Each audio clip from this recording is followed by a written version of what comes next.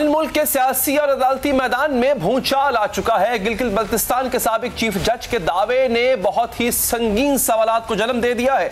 यहां तक कि इस्लामाबाद हाई कोर्ट ने भी इसका नोटिस ले लिया है। इस्लामाबाद हाई कोर्ट ने दावा करने वाले जज, खबर देने वाले सहाफी और खबर छापने वाले इदारे के खिलाफ तौहीन अदालत की कार्रवाई का आगाज कर दिया है। अटॉर्नी जनरल और एडवोकेट जनरल को भी नोटिस जारी कर दिए गए हैं। कल 10:30 बजे समाअत का वक्त मुकर्रर कर दिया गया है। आज रोजनामा जंग, द न्यूज और जियो न्यूज पर खबर जारी की गई जो गिलगित बल्तिस्तान के साबिक चीफ जज राना शमीम के एक हलफनामे के हवाले से थी। हलफनामे में राना शमीम ने कहा कि उस वक्त के चीफ जस्टिस साकिब निसार ने उनके सामने इस्लामाबाद हाई कोर्ट के एक जज को हुक्म दिया था कि 2018 के इंतखाबात तक नवाज शरीफ और मरियम नवाज को जेल में रखा जाए। दस्तावेज के मुताबिक राना शमीम ने बयान दिया कि 10 नवंबर 2021 को बरतानिया में नोटरी पब्लिक के सामने दिया। इस हल्फिया बयान में उनका कहना है कि जुलाई 2018 में वो गिलगित बल्तिस्तान के चीफ जज की हैसियत से खिदमत अंजाम दे रहे थे। साबिक चीफ जस्टिस साकिब निसार 27 अफराद के हमरा गिलगित बल्तिस्तान आए और अदालत के मेहमान खाने में कयाम किया। राना शमीम के मुताबिक जिस रोज का यह वाकया है, उस शाम वो उनकी मरहूमा बीवी जस्टिस रिटायर्ड साकिब निसार और उनकी अहलिया बैठकर चाय पी रहे थे। उन्होंने देखा कि चीफ जस्टिस परेशान थे और अपने रजिस्ट्रार से टेलीफोन पर बात कर रहे थे। राना शमीम के बयान हल्फी के मुताबिक चीफ जस्टिस साकिब निसार ने रजिस्ट्रार को हिदायत दी कि वो इस्लामाबाद हाई कोर्ट के जज जस्टिस मियां आमिर फारूक के घर जाएं और उनसे कहें कि वो साकिब निसार से राबिता करें और पैगाम पहुंचाएं कि नवाज शरीफ और मरियम नवाज को आम इंतखाबात से कबल जमानत पर रिहाई न मिले। बयान हल्फी के मुताबिक थोड़ी देर बाद साकिब निसार की जस्टिस आमिर फारूक से बात हो गई और उन्होंने कहा कि इंतखाबात तक नवाज शरीफ और मरियम नवाज जेल में ही रहे। राना शमीम कहते हैं दूसरी जानिब से यकीन दहानी पर साकिब निसार पुरसुकून हो गए और खुशी से चाय का एक और कप मांगा। जब राना शमीम ने पूछा कि जस्टिस साकिब निसार ने जस्टिस मियां आमिर फारूक को यह पैगाम क्यों और किस लिए पहुंचाया, तो उन्होंने जवाब दिया, राना साहब आप समझें जैसे आपने कुछ सुना ही नहीं। पंजाब की केमिस्ट्री गिलगित बल्तिस्तान से मुख्तलिफ है। जस्टिस रिटायर्ड साकिब निसार ने यह बसरत किया है। उन्होंने कहा कि गिलगित बल्तिस्तान के चीफ जज के सामने वो इतनी हसास बातें कैसे कर सकते हैं। आवाज से गुफ्तगू में जस्टिस रिटायर्ड साकिब निसार से ने कहा कि उन्होंने सुप्रीम कोर्ट में राना शमीम के कई केसेस पर ऑब्जर्वेशंस दी थी, जिस पर राना शमीम ने फोन करके कहा था कि आपकी ऑब्जर्वेशन से मेरी मुद्दत मुलाजमत में तौसी के मामले पर जिद पड़ी है। मुस्लिम लीग नून ने ऐलान किया है कि वो जस्टिस रिटायर्ड राना शमीम के इंकशाफात पर कानूनी कार्रवाई भी करेगी और ये मामला पार्लियामेंट में भी उठाएगी। जबकि मरियम नवाज ने ट्वीट की कि इस शख्स से डरना चाहिए जो सब्र करे और अपना फैसला अल्लाह पर छोड़ दे। ये बयान दे दिया गया है, ये पाकिस्तान के अवाम के सामने है। अगर राना शमीम साहब झूठ बोल रहे हैं, इनको बदतरीन सजा दी जाए। अगर ये सच बोल रहे हैं तो फिर जस्टिस साकिब निसार की जगह जेल में है। दूसरी जानिब हुकूमत जस्टिस रिटायर्ड राना शमीम के बयान हल्फी को नून लीग की जानिब से अदालत पर असर अंदाज होने की कोशिश करार दे रही है। वजीर आजम इमरान खान ने कहा कि सियासी माफिया केसेस से बचने के लिए किसी भी हद तक जा सकता है। तहरीक इंसाफ इन इंकशाफात जो 2 दिन बाद मरियम नवाज की पेशी से जोड़ रही है।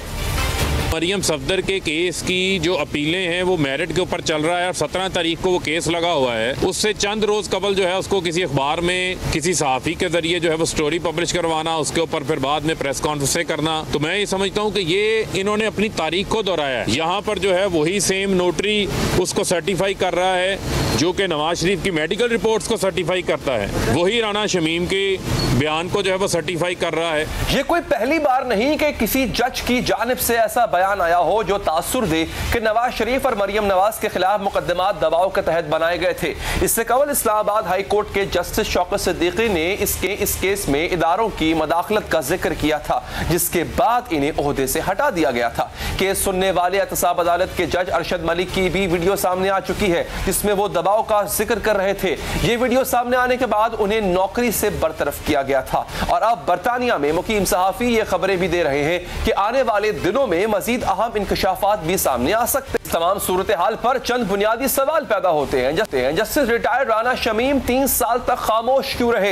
ये बयान देने के लिए किसने उनसे राबता किया? जो मामला पाकिस्तान के सियासी और अदालती मामलात से ताल्लुक रखता है। इसके मुतालिक हल्फनामा बरतानिया में क्यों नोटराइज कराया गया, यह हल्फ उन्होंने पाकिस्तान में पाकिस्तानी अदालतों के सामने क्यों ना दिया। और इस बात पर भी एक सवालिया निशान है कि जज राना शमीम ने जिस नोटरी पब्लिक के सामने बयान दिया, उसी नोटरी पब्लिक से नवाज शरीफ की मेडिकल रिपोर्ट्स की भी तस्दीक कराई गई थी। क्या इसे एक इत्तफाक कहा जाए? जवाब लेंगे। हमारे साथ जस्टिस रिटायर्ड शारिक उस्मानी होंगे और माहिर कानून हैदर वहीद साहब भी होंगे। सर बहुत शुक्रिया आपके कीमती वक्त का। जस्टिस साहब आपसे आगाज करूंगा, इस तरह का एफिडेविट वो कानून में in the court of law अदालत के सामने क्या हैसियत रखता है? लेकिन अच्छा, मैं जस्टिस साहब आपके पास में आता हूं, उससे पहले मैं जरा यहां पे मुसद्दिक मलिक साहब से बात करूंगा, वो भी हमें ज्वाइन कर चुके हैं। मुसद्दिक मलिक साहब शुक्रिया सर आपके कीमती वक्त का। सर ये आपके पास वीडियोस कहां से आ जाती हैं सर? कहा जाता है जी वीडियोस भी आ रही हैं, ये मैं अभी सुना रहा था, मरियम साहबा बहुत पहले कह चुकी थी कि जी वीडियोस हैं जो कि आ सकती हैं, और ये अब ये एफिडेविट। अच्छा ये बताइए, ये जस्टिस राणा साहब है, इनसे कोई ताल्लुक शरीफ फैमिली का कोई ताल्लुक है या रहा है? खबरें ये भी आ रही हैं कि लंदन जाके इन्होंने जो एफिडेविट करवाया है, अपना नोटराइज करवाया है, तो कहीं इनकी मुलाकातें भी हुई हैं शरीफ फैमिली के किसी फर्द से? मैं नहीं जानता कि उनकी किससे मुलाकात हुई है, लेकिन ये बड़ी वाज़ेह सी बात है कि आप लोगों के ज़मीर पर, लोगों के कंधों पर उतना ही बोझ डाल सकते हैं जितना वो सहार सकें, और अगर उससे ज्यादा बोझ आप डालें तो किसी न किसी वक्त वो लोग बोल पड़ते हैं। कि आपने जस्टिस नसीम हसन शाह साहब का क्लिप आपको याद होगा जो उन्होंने एक टेलीविजन प्रोग्राम में गालिबन दिया था, तो उन्हें क्या जरूरत थी, वो यानी अपनी जिंदगी के आखिरी जो मराहिल हैं उनमें बाहर आके उनको इतना लंबा इंटरव्यू देने की क्या जरूरत थी। इसी तरह मौलवी तमीजुद्दीन साहब का केस देख लीजिए या नुसरत भुट्टो साहिबा का केस देख लीजिए। अभी आपने रिसेंटली देखा जस्टिस सिद्दीकी साहब को क्या जरूरत थी भाई बोलने की, आप हाई कोर्ट के जज हैं, बस आप ना बोलें। मलिक अरशद साहब को क्या जरूरत थी बात करने की, अगर किसी वजह से ब्लैकमेल करके कोई उनसे फैसला लिया गया था तो बस ले लिया था, बात खत्म हो जानी चाहिए थी। इसी तरह ये आज का जो हल्फिया बयान आया है इसकी क्या जरूरत थी। इनफरादी तौर पे अगर आप हर एक बयान को और हर एक क्लिप को देखेंगे तो आप ये सवाल उठा सकते हैं कि इसकी क्या जरूरत थी, लेकिन अगर पाकिस्तान के सियासी पस मंजर में देखें और इन तमाम नुकात और इन तमाम स्टेटमेंट्स को जोड़ें तो आपको एक खाका नजर आना शुरू हो जाता है। और बज़ाहिर ऐसा दिखता है मुबैना तौर पे कि ये उसी खाके का कुछ हिस्सा है। और इस वजह से जब आप धौंस धांधली के जरिए नैप को इस्तेमाल करके लोगों की गाड़ियों में हेरोइन डाल के या लोगों को इन्फ्लुएंस करके फैसले लेंगे तो कभी ना कभी अगर किसी का ज़मीर जाग जाएगा और वो देखेंगे कि मौका भी ऐसा है कि इस वक्त अच्छा ठीक, यानी इनका ज़मीर जागा। डॉक्टर साहब अब ऐसा खबरें ही आ रही हैं सर कि शायद और बहुत से लोग हैं जिनका ज़मीर जागेंगे, और कुछ खबरें ये भी हैं कि कुछ वीडियोस भी ऐसी आएंगी जो अनडिनाइबल होगी, ऐसे एविडेंस आएगा। तो क्या सर ऐसा कुछ है जो आने को है? क्योंकि मरियम साहबा एक दफा बहुत पहले जब ये अरशद मलिक की वीडियो आई थी दावा कर चुकी थी कि ऐसी वीडियोस हैं, तो क्या सर मुस्तकबिल करीब में देखेंगे हम कुछ वीडियोस ऐसी? जी, इन वीडियो का तस्करा तो बहुत देर से चल रहा है, और अभी मैं एक टीवी प्रोग्राम में था जिसमें बरमला एक साहब जो आप ही की तरह सहाफी हैं लंदन से, उन्होंने ये कहा कि ये वीडियोस बिल्कुल आ रही हैं और कुछ ही दिनों में ये सामने आ जाएंगी। अच्छा। और उन वीडियोस में मुबैना तौर पे जो हमारे जज हैं जिन पे इल्जाम तराशी की जा रही है उन्हीं के रेफरेंस से कुछ वीडियोस हैं जिनसे कुछ और भी मामलात अवाम के सामने आ जाएंगे कि ये जो फैसले लिए जाते हैं ये कैसे आएंगे। अब कहाँ तक इसमें हकीकत है ये तो आपके सहाफी दोस्त हैं, अगर आप उन्हें ऑडियो भी पर मैंने आपसे इसलिए पूछा सर क्योंकि इन सहाफी दोस्त से पहले भी मरियम साहबा इन वीडियोस का जिक्र कर चुकी है, तो हो सकता है आपकी पार्टी को या आपको ज्यादा इल्म हो कि वो वीडियोस जारी कहां से होंगी, क्या मवाद होगा, कंटेंट क्या होगा उन वीडियोस का।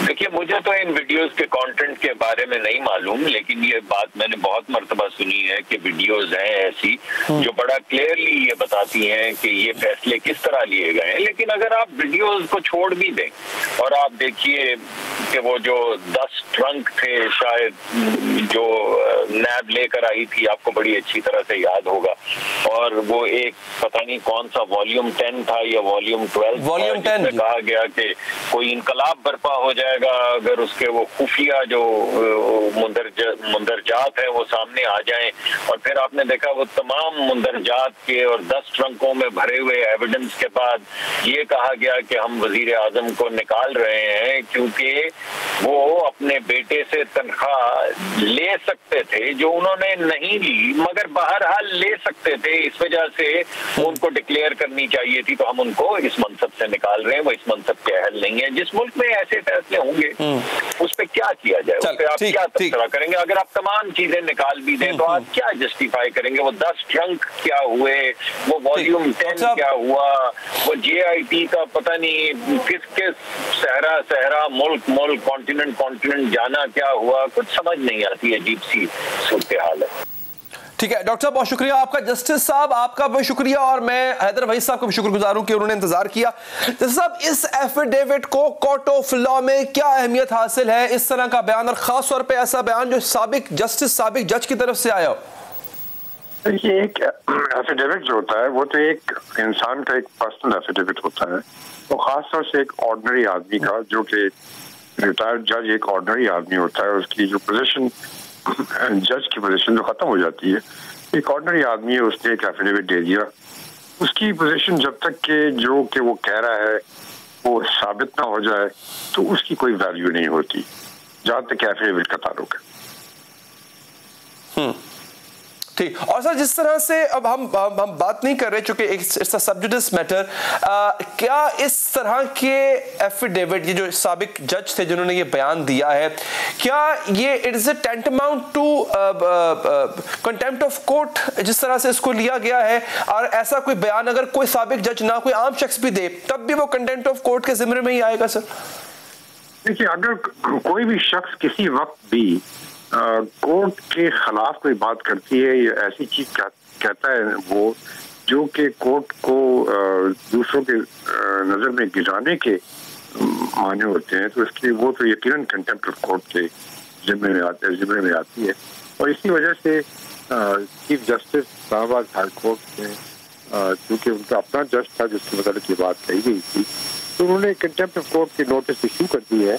अब वो जाएंगे और अपना एफिडेविट पेश करेंगे और वो कहेंगे उसके सामने, कोर्ट के सामने, जो कंटेम्प्ट ऑफ कोर्ट प्रोसीडिंग्स होती है वो तो उसमें तो बाकायदा इंक्वायरी होती है और उसमें वो सब चीजें सामने आ जाएंगी। ठीक है हैदर साहब, अगर आप मुझे सुन पा रहे हैं सर, तो आपकी इस बारे में कानूनी राय क्या है इस तरह का एफिडेविट, और इसको चूंकि अब हो ये रहा है कि एक पर्टिकुलर पार्टी इसको अपने हक में इस्तेमाल कर रही है? देखिए, इस एफिडेविट को उसी तरह इस्तेमाल किया जा सकता है जिस तरह जस्टिस शौकत सिद्दीकी साहब का एफिडेविट है, जो कि यही बात करता है कि नवाज शरीफ साहब और मरियम नवाज साहिबा के हवाले से जो सजाएं हैं उनको जो है वो मैन्युफैक्चर किया गया और सिस्टम को रिग करके कोर्सिव मेजर्स इस्तेमाल करके वो फैसले हासिल किए गए, और इसके पीछे एक सियासी मकसद था कि वो इलेक्शंस में हिस्सा ना ले सके।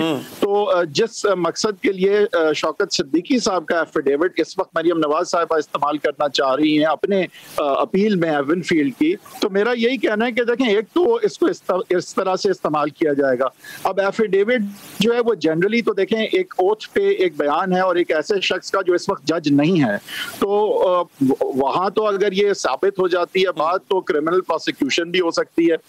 लेकिन इम्पोर्टेंटली जिस मकसद के लिए इस एफिडेविट को अब इस्तेमाल किया जाना चाहिए, वहां पे थ्रेशहोल्ड जो है वो पूरे ट्रायल प्रोसेस के थ्रू किसी बात को प्रूव करना नहीं है, बल्कि उससे बहुत लोअर थ्रेशहोल्ड है कि अगर ये दिखाया जा सके कि ये सारे मामलात मजमूई तौर पे इशारा करते हैं कि यहाँ पे पब्लिक फिगर्स और वजीर आजम पाकिस्तान और उनकी एक पॉलिटिकल लीडर बेटी जो है, अगर उनके खिलाफ इस तरह की मैन्युफैक्चरिंग की गई है कि उनको सियासी प्रोसेस से बाहर रखा जाए, जो कि सियासी नुमाइंदे हैं, तो ये इंसाफ जो है क्लियरली नजर आएगा कि ना सिर्फ के हुआ नहीं है बल्कि ना होता हुआ नजर आया है। तो दलील मेरे ख्याल से मरियम नवाज के वकील की यही होनी चाहिए एवनफील्ड के केस में कि ये एक और एफिडेविट है जिस तरह से शौकत सिद्दीकी साहब का एफिडेविट है, जो इशारा इसी तरफ करता है कि यहाँ ना सिर्फ कि इंसाफ नहीं हुआ है बल्कि ना होता हुआ नजर आया है, और इसी थ्रेशोल्ड ना मीट करने पे मिस ट्रायल डिक्लेयर होना चाहिए और इन सजाओं को खत्म करना चाहिए।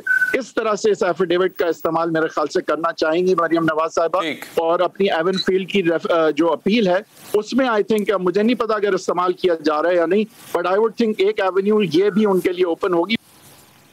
ठीक है हैदर साहब, बहुत बहुत शुक्रिया आपका। जस्टिस साहब आपने वक्त दिया, सर आपका भी बहुत बहुत शुक्रिया। सुप्रीम कोर्ट के एक चीफ जस्टिस थे साकिब निसार, जिनके साथ अदालत की एक तारीख जुड़ी है, अज खुद नोटिस की एक लंबी कतार, जिनके जरिए इंतजामी मामलात में मदाखलत करने का इल्जाम लगा। उनके दौर में अदालती कार्रवाई पर इंतकामी कार्रवाई के इल्जामात लगे। आज वही साबिक चीफ जस्टिस साकिब निसार आज एक बार फिर खबरों में है। गिलगित बल्तिस्तान के साबिक चीफ जज राना शमीम के इंकशाफात ने जस्टिस रिटायर्ड साकिब निसार के इंसाफ ही नहीं बल्कि उनके तरीका इंसाफ पर भी सवालात लगा दिए हैं। उनके दौर के तनाज़ात को दोबारा जिंदा कर दिया। साकिब निसार ही थे जिन्होंने इन कामों का बोझ भी अपने कंधों पर उठाया हुआ था, जो कि उनका काम नहीं था। इंतजामी मामलात में मदाखलत से लेकर सियासतदानों पर करप्शन इल्जामात तक सुप्रीम कोर्ट के चीफ जस्टिस हर जगह अपनी टांग अड़ाया दिखाया करते थे, जिसकी सबसे बड़ी मिसाल डैम बनाने की मुहिम थी, जिसके लिए साबिक चीफ जस्टिस ने बाकायदा फंड बनवाया हुआ था और कभी अंदरूनी मुल्क और कभी बैरूनी मुल्क डैम फंड के लिए मुहिम चलाने नजर आते थे। पाकिस्तान में डैम बनाने की तहरीक जो है वो जोर पकड़ चुकी है और इंशाअल्लाह ताला इस तहरीक को अब चंद मुट्ठी भर लोग जो एहतजाज कर रहे हैं, चंद मफाद परस्त लोग जो इस डैम की मुखालफत कर रहे हैं, वो इस डैम को बनने से नहीं रोक सकते। हालांकि डैम बनाना अदलिया नहीं बल्कि हुकूमत का काम होता है। यही बात वज़ीर आज़म इमरान खान ने भी की थी और बज़ाहिर जस्टिस रिटायर्ड साकिब निसार का शुक्रिया अदा करते हुए पैगाम दिया था कि डैम बनाना आपका काम नहीं है, से हमने डैम बनाना शुरू करना है। और मैं चीफ जस्टिस साकिब निसार को दाद देता हूँ इस चीज़ पे। काम ये चीफ जस्टिस का नहीं था, ये हमारी तरह के पॉलिटिकल लीडर्स का था। वज़ीर आज़म इमरान खान के मुकाबले में साबिक सदर आसिफ जरदारी ने यह बात ज्यादा दो टोक अंदाज में की थी। जब साबिक चीफ जस्टिस जेलों के दौरे कर रहे थे, अस्पतालों पर छापे मार रहे थे, तब साबिक सदर ने इन्हें याद कराया था कि अदालतों में लाखों मुकदमात ज़ेरे इल्तवा हैं, आपको उन पर तवज्जो देनी। कभी कहाँ पहुंच जाते हैं, कभी कहाँ पहुंच जाते हैं कि ये नहीं सही है, वो नहीं सही है। भाई आपका वास्ता क्या है? 9 लाख केस फंसे हुए हैं पूरे जुडिशल सिस्टम में, आप वो काम तो करें। आसिफ जरदारी के इस बयान की वजह साबिक चीफ जस्टिस का छापा बनी थी। पीपल्स पार्टी के रहनुमा और जेल में कैद शर्जील मेमन कराची के एक अस्पताल में दाखिल थे, जहां तब के चीफ जस्टिस साकिब निसार ने छापा मारा था और उनके मुबैना तौर पर शराब की बोतलें बरामद की थी, जिन्हें बाद में शहद और जैतून करार दे दिया गया था। जस्टिस साकिब निसार शर्जील मेमन के कमरे में दाखिल हुए। दवाओं की शीशियों के बजाय मौसूफ के कमरे से शराब की 3 बोतलें बरामद हुई। चीफ जस्टिस ने दरियाफ्त किया तो शर्जील मेमन ने जवाब दिया, कमरा मेरा है मगर शराब की बोतलें मेरी नहीं। जस्टिस रिटायर्ड साकिब निसार अक्सर ही अवामी मकामात के दौरे करते रहते थे, इसलिए उन पर यह इल्जाम भी लगता रहता था कि वो जाती तशहीर के लिए अवामी मकामात के दौरे करते थे और इंतजामी अफसरान और हुकूमती ओहदेदारान की तरह इंतजामिया की सरजनिश किया करते थे। हम 8,50,000 रुपए मुकर्रर कर रहे हैं आपके पाकिस्तान के लिए, जो एक फी मुकर्रर कर रहे हैं। मुमकिन है वो 7.5 लाख हो, मुमकिन है वो 9 लाख हो, क्योंकि आपने 8.5 दिया हुआ है तो फिर आपको 50,000 रुपए वो बाद में ज्यादा देने पड़ेंगे।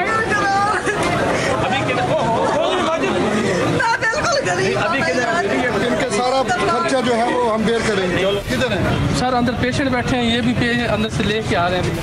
ऐसे इल्जामात भी सामने आ चुके हैं कि साबिक चीफ जस्टिस जाती फायदे के लिए कौमी इदारों के साथ खिलवाड़ करते रहे हैं। इस हवाले से Pakistan kidney and liver institute की बात की जा सकती है, जिसके हवाले से इल्जामात सामने आ चुके हैं कि साबिक चीफ जस्टिस साकिब निसार ने अपने भाई को फायदा पहुंचाने के लिए PKLI पर अज खुद नोटिस लिया था। Chief justice retired Saqib Nisar की जानिब से किए गए अदालती फैसलों पर वकला तो तनकीद करते ही रहे, लेकिन जिस तरीके से वो अदालती कार्रवाई चलाते थे, इस पर वकला के साथ साथ उनके साथ साथ ही जज साहिबान भी उनसे इख्तलाफ किया करते थे। जस्टिस मंसूर अली शाह ने एक फैसले में साकिब निसार के बेंच का हिस्सा बनने पर अफसोस का इज़हार किया था, जो आज भी रिकॉर्ड पर मौजूद है। आला अदलिया के अलावा मातहत अदलिया के जजों से भी उनका सलूक खबरों और तबसरों की जीनत बना रहा। उनकी लाड़काना की एक भरी अदालत में एडिशनल सेशन जज गुल जमीर सोलंगी के साथ इंतहाई बदतमीजी की वीडियो भी मौजूद। कौन सी प्रोविंस है? ये किधर है सेशन जज? पता करें क्या कर रहे हैं, उससे पूछे कौन सी प्रोविंस ज्यादा प्रोसीड कर रहे हैं, नहीं पता। कमरे में रहती है। जस्टिस रिटायर्ड साकिब निसार के जेलों के दौरे भी खबरों की जीनत बनते रहे। कराची में कत्ल होने वाले नौजवान शाहजेब केस के मुजरिम शाहरुख जतोई के सेल में छापे की वीडियो वायरल भी हुई थी, जिसमें जस्टिस रिटायर्ड साकिब निसार मुजरिम को मिलने वाली सहूलियात पर बरहम दिखाई। क्या है ये टीवी शीडियो, ये सारा कुछ क्या है? सारे जेल में है तो फिर he should have been in the death cell, isn't he? कहां होना चाहिए इनको? इसके अलावा नेशनल अस्पताल के स्टाफ के साथ भी साबिक चीफ जस्टिस की बदतमीजी की वीडियो मौजूद है। पेशावर जेल में कैदियों के नफ्सियाती मरकज के दौरे में भी वो नाकस इंतजामात पर बरहम नजर आए थे। बार-बार अपनी गलत बयानी करवा रहे हैं, किसी के साथ तो वॉशरूम नहीं, आप देख रहे हैं, इस चीज को गौर कर रहे हैं। इस तरह से लोगों को रखा हुआ है जो हमारे बड़े प्यारे बच्चे जो अपना ख्याल खुद नहीं रख सकते। कंसल्टेंट की अलग है, मेडिसिन के अलग है। साबिक चीफ जस्टिस साकिब निसार का दौर एक और हवाले से भी मशहूर रहा, और वो था सियासी मुकदमात। मुस्लिम लीग नून की क़यादत और पीपल्स पार्टी की क़यादत के खिलाफ करप्शन के मुकदमात चलाए गए, लेकिन इन मुकदमात के हवाले से तनाज़ात भी सामने आते रहे। पानामा केस में भी बनाई गई JIT की तश्कील पर खबर सामने आई थी कि इसमें मखसूस अफसरान को शामिल कराने के लिए सुप्रीम कोर्ट से व्हाट्सएप कॉल्स की गई थी। इन मुकदमात के दौरान साबिक चीफ जस्टिस का रवैया इंतहाई हैरान कुन था। वो सियासतदानों की तरह खुलेआम करप्शन के इल्जामात लगाते थे और तल्ख लहजे में करप्शन के पैसे की वापसी का मुतालबा भी करते थे।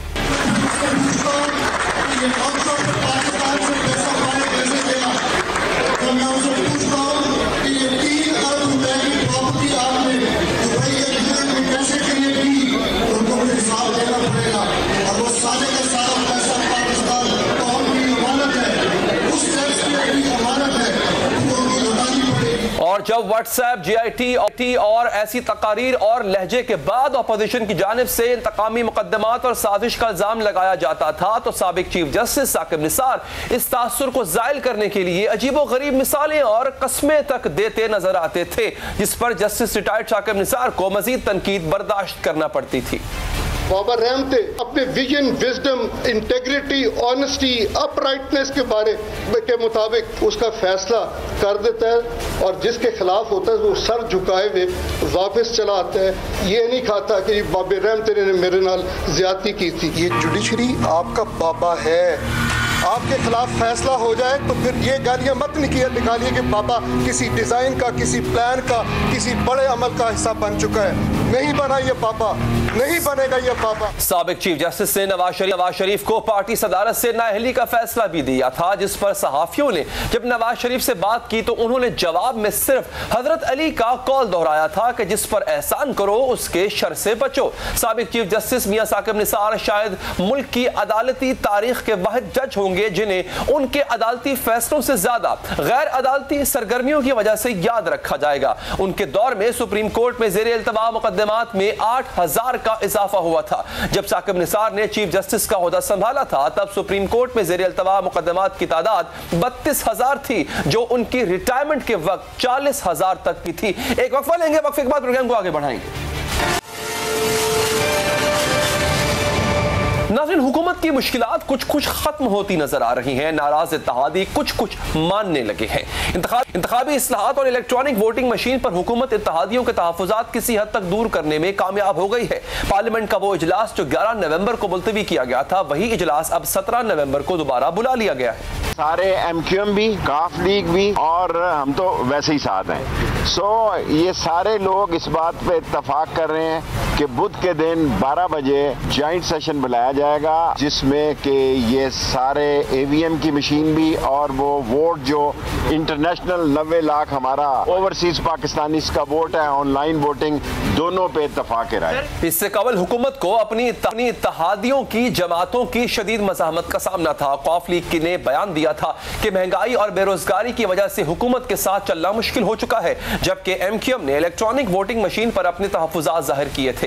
खालिद मकबूल सिद्दीकी ने कहा था कि यह मशीन जिसके कब्जे में होगी वो इसे टेम्पर कर सकता है। इसके जवाब में वज़ीर इत्तलात फवाद चौधरी ने कहा था कि इलेक्ट्रॉनिक वोटिंग मशीन का बिल तो बनाया ही एमक्यूएम ने है। आज वज़ीर आज़म इमरान खान से एमक्यूएम, कौफ लीग और दीगर इत्तेहादी जमातों के कायदीन ने मुलाकात की और इलेक्ट्रॉनिक वोटिंग मशीनों के इस्तेमाल पर ब्रीफिंग दी गई। इजलास के बाद कौफ लीग ने हुकूमत की हिमायत जारी रखने का ऐलान कर दिया। इस फैसले की मंजूरी स्पीकर पंजाब असम्बली चौधरी परवेज इलाही ने दी, जबकि एमक्यूएम के तहफ़्फ़ुज़ात अभी तक दूर नहीं हो सके। खालिद मकबूल सिद्दीकी से सवाल किया गया कि क्या ईवीएम धांधली रोकेगी, तो उन्होंने जवाब देने से गुरेज किया। वोटिंग मशीन पर इससे आप मुतमईन हुए हैं? कुछ भी हो वो बताएंगे। तो आपने ब्रीफिंग लिया, वैसे तो क्या समझते हैं, धांधली रोकेगी या डिजिटल धांधली होगी? अभी तो हमारी आधी ब्रीफिंग हुई है, आधी बात में। जबकि एक और इत्तेहादी जमात कौफ लीग के लीडर का इसी हवाले से क्या कहना था, ये भी सुनिए। हैरानी की बात यह है कि कामिल अली आगा का ये जो बयान आपने सुना है कि जिसमें कहा गया कि हुकूमत के साथ चलना मुश्किल है, ये तब का बयान है कि जब सुबह के वक्त हुकूमत दावा कर चुकी है कि तमाम इत्तेहादी मान चुके हैं। बात करेंगे इसी हवाले से। हमारे साथ मौजूद होंगे जनाब डॉक्टर शहबाज गिल साहब और थोड़ी देर में हमें ज्वाइन कर चुके होंगे मोहम्मद मालिक साहब। गिल साहब के आपको ब्लैकमेल किया जा रहा था, क्योंकि देखिए होता यह है कि वो आपके इत्तेहादी जिनको आप कई महीने से ब्रीफ कर रहे हैं इस इशू के ऊपर, वो आखिरी वक्त पे आके कहते जी हमें ब्रीफ ही नहीं मिला, हमें ब्रीफिंग नहीं मिली, और अब वो कहते जनाब हमें जो है वो एतमाद में नहीं लिया गया। तो ये एंड मौके पे जो कुछ हुआ था, इसको आप ब्लैकमेलिंग तस्वुर नहीं करेंगे? देखिए बात अली ये है कि सवाल किसी का कभी भी हो सकता है, सवाल पूछना कोई जुर्म नहीं होता। अगर हमारे इत्तेहादी ने किसी ने कोई सवाल पूछा है तो ये कोई जुर्म नहीं है। ये उसको ये कहना कि उसने इस टाइम सवाल क्यों पूछा और उस टाइम क्यों पूछा, उनका हक है वो जब भी सवाल पूछें। जो भी अवान के अंदर एक रुकन है अवान का, वो अवाम का वोट लेके आया हुआ है, अवाम के वोट की ताकत है उसके पास, ये उसका हक है। वो जब भी, वो अभी भी कल सुबह भी अगर सवाल पूछना चाहें किसी चीज पे, तो हमारा फर्ज है उनको जवाब देना। जो बिल लेके आ रहा है, जो उसका इनिशिएशन लेके आ रहा है, तो ये तो कोई बड़ी बात नहीं है। उन्होंने उस दिन सवाल कर लिया, वो उससे पहले कर लें, उसके बाद कर लें, आज कर लें, आज के बाद कर लें, ये तो उनका हक है। जैसे आप अभी सवाल पूछ के हक अदा कर रहे हैं अपना, ऐसे उन्होंने सवाल पूछा। नहीं बात सर, ये सवाल तो पूछा होता ना, आपसे पूछा होता, वो तो मीडिया पर आके फैसले सुना रहे थे, वो तो तकरीरें कर रहे थे, तो ये तो सवाल नहीं था। तो इसको ये आपको कहीं से स्केप्टिकल नहीं लगा कि हम तो इनको बता चुके हैं सब कुछ, फिर ये वही सवाल, अच्छा ये भी नहीं कि सवाल नया, सवाल भी वही पुराना जो 1.5 महीने से पूछ रहे थे, वही सवाल चंद घंटों पहले पूछना शुरू कर दिया और इजलास मुलतवी करना पड़ गया। नहीं देखिए बात ये होती है कि पॉलिटिकल पार्टीज जो भी बात करती हैं वो मीडिया पे तो इवेंचुअली आती है ना, क्योंकि कोई सीक्रेट बात तो नहीं होती। तो अगर उन्होंने मीडिया से बात कर ली तो मुझे इसमें भी कोई गलत बात नहीं लगती। एक उनका सवाल है, कंसर्न है, एप्रीहेंशन है, उसको उन्होंने हमें बयान किया या आपको किया या एक दूसरे के साथ किया, तो इसमें कौन सी ऐसी बुरी बात। खालिद मकबूल सिद्दीकी साहब तक ने कहा कि हम खदशात हमारे अभी भी हैं, कुछ देर पहले तक कहा कि हमारे खदशात अभी भी हैं। तो सर आप बकौल आपके खदशात दूर हो गए, तहफ़्फ़ुज़ात दूर हो गए, ये कल बैठेंगे ज्वाइंट सेशन में आपके साथ, लेकिन वो कह रहे हैं खदशात आज भी हैं।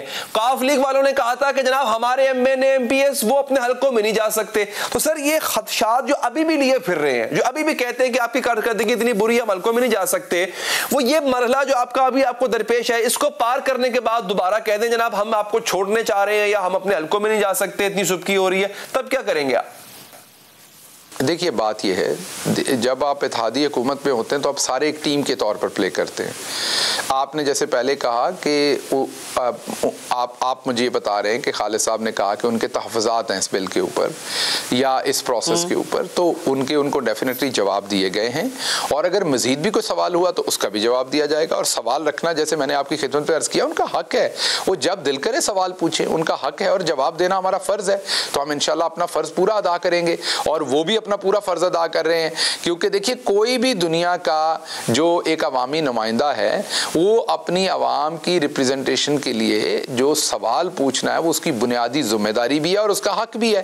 तो उसके उस हक के ऊपर क्रिटिसिज्म नहीं किया जा सकता हमारी तरफ से या किसी की तरफ से। हम उन तमाम सवालात को बहुत ही रिस्पेक्ट, बहुत ही ऑनर के साथ देखते हैं और उनके तमाम सवालों को जवाब देना हम अपनी अव्वलीन जिम्मेदारी समझते हैं। अब ये इजलास मुलतवी हुआ तब एक दलील ये भी दी गई थी कि हमने ऑपोजिशन को भी समझाना है, ऑपोजिशन को भी हमने मनाना है, उनको भी इस इदारे में लेकर आना है, कायल करना है। तो उसके लिए बताइएगा अब तक कितनी कोशिश की गई, तब से लेके अब तक आपने ऑपोजिशन को भी साथ मिलाने के, इत्तेहादियों समेत कितनी कोशिश की? हैदर जी, आपको पता है कि जो एक ट्रांसपेरेंट, साफ सुथरा, शफाफ टेक्नोलॉजी के इस्तेमाल से इलेक्शन होना है वो सिर्फ हमारे ही फायदे में नहीं होना, वो अपोजिशन के भी फायदे में होना है। हो सकता है कल को अपोजिशन इलेक्शन जीत जाए, उनको भी वो ऑथेंटिसिटी चाहिए। ये जीतने और हारने की बात नहीं होती। आपको पता है जो बैरूनी ममालिक होते हैं, जो पाकिस्तान के मुखालिफ ममालिक होते हैं, वो यूज करते हैं इस प्रीटेक्स्ट को। जब कोई कहता है कि इस हुकूमत की तो कोई अखलाकी हैसियत नहीं है, तो सही तरीके से इलेक्शन नहीं जीत के आई, तो फिर वाशिंगटन डीसी में जो तकरीरें होती हैं, फिर जो लंदन में तकरीरें होती हैं, फिर जो और दुनिया के बड़े बड़े शहरों में तकरीरें होती हैं, उसमें फिर लोग बात करते हैं कि इलेक्शन की क्रेडिबिलिटी नहीं है, जिससे पाकिस्तान का वकार मजरू होता है। तो अपोजिशन जीते या हम जीते कल को, ये जरूरी है कि इलेक्शन ट्रांसपेरेंट हो। इसके लिए हमने अपोजिशन से राब्ता किया। आपको पता है स्पीकर साहब ने खत लिखा। अब आगे से अपोजिशन ने फैसला करना है कि उन्होंने शफाफ इलेक्शन के साथ जाना है, क्योंकि इलेक्शन तो शफाफ जब होंगे, कोई पता नहीं हम जीते वो जीते जो भी जीते, असल बात तो ये कि लेवल प्लेइंग फील्ड होना चाहिए, शफाफ इलेक्शन होना चाहिए। अब अपोजिशन ने फैसला करना है कि उन्होंने शफाफ इलेक्शन के साथ जाना है या उन्होंने हटदर्मी करनी है सियासी तौर पर। तो अगर वो सियासी हटदर्मी का शिकार है तो फिर तो कोई इलाज नहीं किया जा सकता। हमने रीच आउट किया, हम अभी भी उनसे गुजारिश करेंगे कि आए, जो सारी आवाम के लिए अच्छी चीज है उस पर आप वोट करें, और वो है शफाफ इलेक्शन। ठीक है डॉक्टर साहब बहुत बहुत शुक्रिया आपके कीमती वक्त का। ये तो आपका एक सियासी नुक्ता नजर था, आपका सियासी मौक़िफ़ था, लेकिन तज़कियाकार इसको किस तरह देखते हैं कि ये इत्तेहादी ऐसे मौसम में जब इलेक्शन करीब होते हैं मान जाते हैं, रूठ जाते हैं? पूछेंगे मोहम्मद मालिक साहब से इस वक्फे के बाद। ब्रेक के बाद हाजिर है मोहम्मद मालिक साहब हमारे साथ मौजूद है। सर बहुत शुक्रिया आपका। मालिक साहब, ये रूठना मनाना ये होता रहता है, सियासत में बड़ा पुराना है, लेकिन ये जो अभी हुआ था कि चंद घंटे पहले अनाउंस हो गया जॉइंट सेशन, उसके बाद क्या जी जनाब हमारी तो अभी तशनीगी ही मुकम्मल नहीं हो पाई है, हम तो अभी भी ब्रीफिंग चाहते हैं, उसके बाद अब ऐसा क्या हो गया? और फिर चंद घंटे तक पहले के बयान है कि हम हुकूमत के साथ चल नहीं सकते। कामिल अली आगा का आज का बयान है, शाम का बयान है, सुबह कह रहे हैं कि हम आपके साथ बैठेंगे जॉइंट सेशन में, अब कह रहे हैं साथ चलना मुश्किल हो गया। ये पक क्या रहा है सर? ये चाहते क्या है इत्तेहादी? और अली आप बहुत मासूम है ना आप जो असल लंदन से अभी फ्लाइट से उतरे हैं, आपको नहीं समझ आती कि कैसे व्यूज चेंज होते हैं एलाइज के। बड़ी सीधी सी बात है। इनफैक्ट अभी थोड़ी देर पहले मेरे प्रोग्राम में कामिल अली आगा साहब थे, उन्होंने तो बड़ी सख्त रिपोर्ट कार्ड अभी भी पढ़ी। उन्होंने कहा पंजाब में लॉ एंड ऑर्डर, गवर्नेंस, तो मैंने उनसे पूछा कि अगर चेंज करें वजीर आला का, इसके अलावा कुछ सोल्यूशन है? वो कहे जी वो तो आते हैं हर 5-6 महीने बाद आते हैं, वादे करते हैं, फिर गायब हो जाते हैं, कुछ नहीं है और बुरा हाल है और पब्लिक का कोई नहीं है। और हमारी पार्टी में आज ही मीटिंग हुई है और उसमें ये स्टांस था कि जी हमने इनके साथ नहीं चलना चाहिए। तो एंड में फैसला ये हुआ कि चौधरी परवेज इलाही पे हमें एतबार है अपनी क़यादत पे, तो उन पे फैसला छोड़ दिया गया और अब वो अब फैसला करेंगे। मैंने उनसे कैटेगोरिकली पूछा तो अभी परसों वोट दे रहे हैं कि नहीं दे रहे, तो उन्होंने कहा पार्टी का मूड नहीं है और अब परवेज इलाही साहब पे छोड़ दिया है। अब सवाल ये है कि परवेज इलाही साहब को कौन मनाएगा कि आप वोट डाल दें?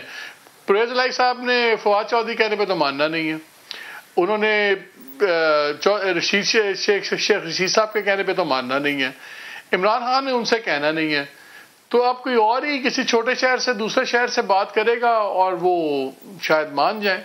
तो एक बड़ा डिस्टर्बिंग इक्वेशन तो है। 6 अक्टूबर के बाद अब तक अली जो बहुत सी चेंजेस हुई हैं वो उनका एक पैटर्न भी है। आज राना शमीम साहब का जो स्टेटमेंट चल पड़ा, ये मेरा ख्याल है लॉन्ग टर्म में हर्ट करेगा मियाँ साहब वगैरह को और ये जुडिशरी को। सर मालिक साहब मैं इस पे भी आऊंगा, ये चूंकि बिल्कुल एक डिफरेंट टॉपिक है सर, इस पे मैं चाहूंगा आपकी राय लेना। लेकिन आपने जो बात की है कि उनको कोई कहते हैं परवेज इलाही साहब को, सर हो सकता है they are linked सर। मैं थोड़ी सी डेलिब्रेशन करके फिर आगे बढ़ते हैं सर। वो कॉल हो भी चुकी है, खबरें तो ये भी है वो कॉल हो भी चुकी है। नहीं अली वो एक फ्लक्स तो है। देखें मैं हमेशा कहता हूँ ट्रस्ट या 100% होता है या नहीं होता, 50% एतबार पे एतबार नहीं होता, या आपका एक ट्रस्ट होता है अनक्वेश्चन ट्रस्ट या नहीं होता। वो ट्रस्ट 6 अक्टूबर के बाद अब नहीं है, ये तो एक हकीकत है। अब ये है कि कितनी क्या पेस है डिफरेंसेस बढ़ने की या पैचअप होने की, वो क्या पेस है। 20 तारीख को चेंज ऑफ गार्ड हो जाएगा ISI के अंदर भी, जहां से सारा रखना पड़ा था, वो भी एक वाटरशेड होगा, उस पर भी देखना होगा कि अब क्या होता है। उसके बाद काफ़ी चीज़ें हैं। ये हुस्न इत्तेफाक नहीं हुआ कि अचानक GDA को भी तमाम मसाइल नज़र आने शुरू हो गए गवर्नमेंट में, MQM को भी मसाइल, जिस तरह आपने कहा, PMLQ तो खैर काफ़ी अरसे से इनको मसाइल नज़र आ रहे हैं। तो ये वक्ती तौर पे एक कॉम्प्रोमाइज़ तो हो सकता है। मेरा नहीं ख्याल कि हमें एक पॉइंट से ज़्यादा ये परसों का जो इजलास है जॉइंट पार्लियामेंट्री सेशन, जिसमें इलेक्टोरल रिफॉर्म्स की बात मेन प्राइमरीली वो लेजिस्लेशन होनी है, मेरा ख्याल है ये ऑल डिफाइनिंग मोमेंट नहीं है। ये शायद कुछ चीज़ों को रिटार्ड कर दे, थोड़ा सा डिले कर दे, लेकिन ये कोई मेंडिंग ऑफ फेंसेस कंप्लीट नहीं है। और ख़ास तौर पे आज जब मैं सुन रहा था कामिल अली आगा को, I was to be very honest, मैं उनकी बातें सुन के आई वाज शॉक्ड, क्योंकि मेरा ख्याल था कि आज वो कहेंगे नहीं जी नहीं हम मुतमईन हो गए हैं। और जब मैंने उनको शुरू में पूछा कि कहते हैं आपको किसने कहा, मैं कहा फवाद चौधरी साहब ने कहा, शेख रशीद साहब ने कहा, कहते हैं आपको इनकी बात पे एतबार आपको आ जाता है, इन अ वेरी सार्कास्टिक वे, हंसते हुए उन्होंने सार्कास्टिकली। तो इतना ओपनली जब आप करते हैं और आप उसके बाद इंसिस्ट करते हैं कि गवर्नमेंट की टोटल इनकॉम्पिटेंस है, गवर्नेंस नहीं है, लॉ एंड ऑर्डर गिरा हुआ है, लोगों की कोई नहीं सुन रहा, तो ये वक्ती कुछ बैंडेड्स तो लग रहे हैं।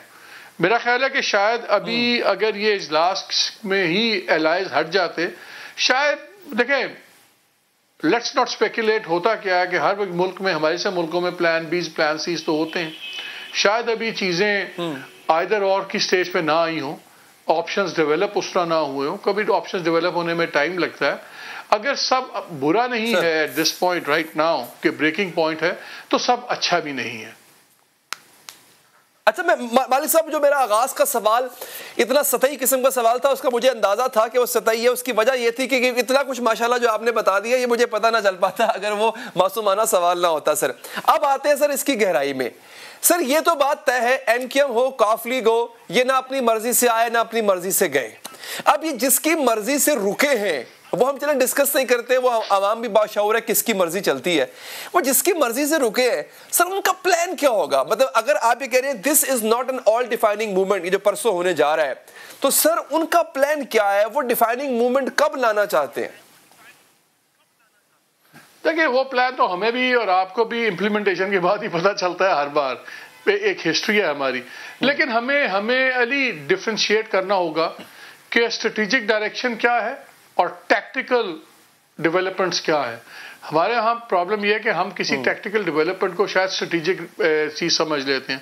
अगर हम समझते हैं, अगर कोई ये कहे कि जी क्योंकि 2 दिन बाद ऑपोजिशन की पार्टीज ने, एलाइज ने ठुक के वोट दे दिया प्राइम मिनिस्टर इमरान खान को, इसका मतलब है कि सारा चीजें ठीक हो गई हैं, तो मैं इसको एक बहुत बड़ी स्ट्रेटेजिक मिस्टेक समझूंगा। एक टैक्टिकल विन तो है कि प्राइम मिनिस्टर की पार्टी ने उन तमाम नाराज अरकान को, जो भी जैसे आपने अपने इब्तदाइये में कहा था, अपने मसल्स फ्लेक्स कर रहे थे और जी बड़ा नाराज है, ये है, दुख है, फलान है, अचानक 2 दिन में क्या ठीक हो गया। द वेरी फैक्ट कि अगर 2 दिन में ठीक हो गया, तो ये कभी नहीं भूलना चाहिए कि वो दोबारा 4 दिन बाद दोबारा नाराज भी हो सकते हैं। और जो हालात हैं मुल्क के, इसमें जस्टिफाइड रीजंस तो बहुत है नाराज होने के। इकोनॉमी का बुरा हाल है, डॉलर आप देख लें, बाकी अनएम्प्लॉयमेंट देख लें, इन्फ्लेशन देख लें, यहाँ तो आपको बहाना भी नहीं चाहिए, आपको कोई मेहनत भी नहीं करनी पड़ती साइड पे होने के लिए गवर्नमेंट से। तो अभी I think government has to walk on eggshells. जैसे मैंने वही कहा कि शायद बहुत से लोग एक्सपेक्ट कर रहे थे कि यही ब्रेकिंग पॉइंट आ गया। अगर ब्रेकिंग पॉइंट नहीं आया, देखिए अलायंसेज होती हैं रबर बैंड की तरह, आप खींचते जाए, रबर खिंचता जाता है, एक पॉइंट आता है रबर टूट जाता है। यही सिविल मिलिट्री रिलेशंस हैं, कभी रबर खिंचता है, वापस आ जाता है, खिंचता है, जिस दिन पूरा खिंच गया चीजें कहीं से कहीं चली जाएंगी। तो मेरा ख्याल है कि अभी रबर बैंड स्ट्रेच हो रहा है, अगर वो ब्रेकिंग पॉइंट पे नहीं है तो अपने स्टार्टिंग पॉइंट पे भी नहीं है। So we are in a flux situation है। एलायंस के पास अभी बहुत से एलायंस हैं, एक हाथ से ज्यादा ना देखें। बिल्कुल ठीक। सर अब एक और मुद्दे पे आते हैं, उस पे भी आप माशाल्लाह काफी वेल इन्फॉर्म्ड है sir.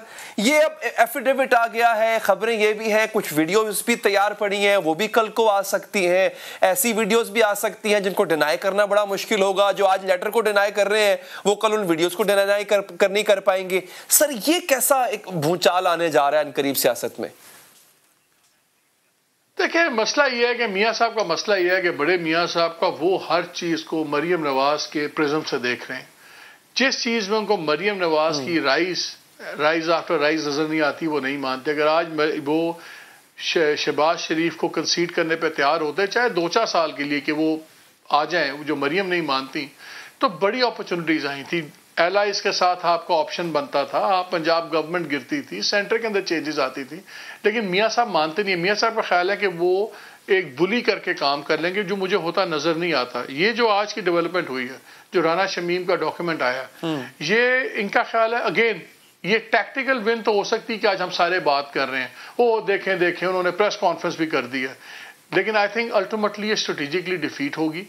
Because instead of making एक गैप बढ़ाने के जुडिशरी और फौज के, आप देखिएगा कि ये चीज़ एक्चुअली फौज और जुडिशरी को और करीब लाएगी, एक दूसरे पे रेन इन करेंगे। और अगर जुडिशरी आर्मी पे लीन करना पड़ता है और उससे वहाँ से स्ट्रेंथ लेनी पड़ती है, तो वो फिर मियाँ साहब से बुली नहीं होगी। मियाँ साहब का ख्याल है कि मैं बुली करके कर लूँगा। जो पिछले दिनों ये डेवलपमेंट्स हुई, जिसके बाद आप मालिक साहब बहुत बहुत शुक्रिया, आपने कीमती वक्त का। प्रोग्राम का वक्त यहाँ पर खत्म हो जाता है, मुझे दीजिए इजाजत, अल्लाह निगहबान।